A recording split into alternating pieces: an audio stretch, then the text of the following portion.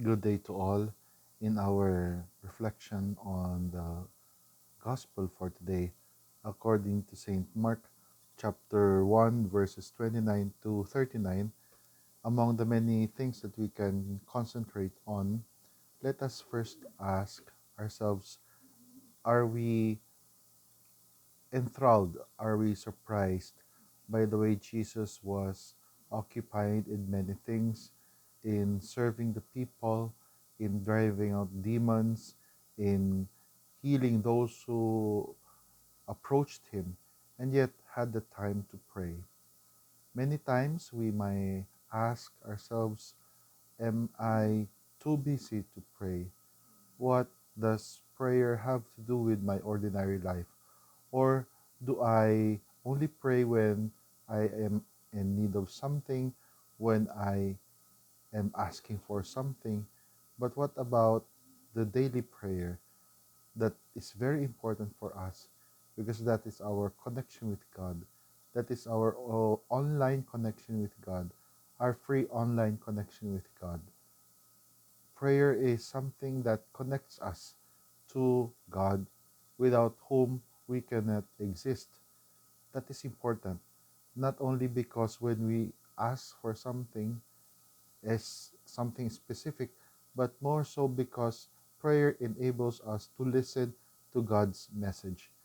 The message of the gospel for us is not to be too busy.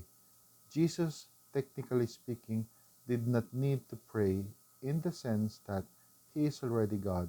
But why does he pray? He really prayed to show us his love.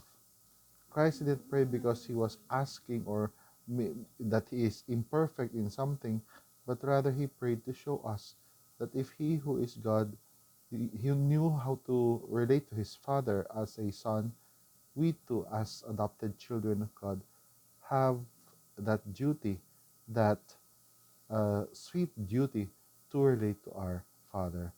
In order for us to cherish this example of Jesus, let us make ourselves available to God a few minutes each day.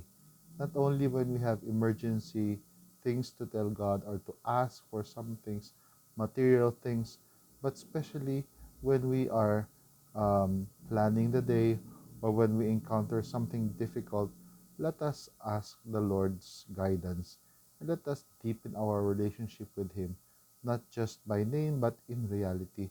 We are not Catholics only by virtue of the baptismal certificate. We are Christians because we are in a relationship with God. We are always trying to be in touch with Jesus Christ, who is always present in the sacraments and more so in other people, in the weak, in the needy, in those who are in need of our help. Let us always ask the Lord to help us to fall in love with Him every day of our life. In this year of Saint Joseph, who could teach us more how to pray than Saint Joseph himself, whom many saints recommended, especially on the topic of prayer. If we do not know how to pray, Saint Joseph will tell us how to pray. And also, it is the same thing with Mama Mary. She, who is always the good prayer, will give us tips on how to pray. And Jesus, as the obedient Son of the Father, will also teach us to pray, because he always prayed that he might do God's holy will, not his own, but the will of God the Father. Amen. God bless us all.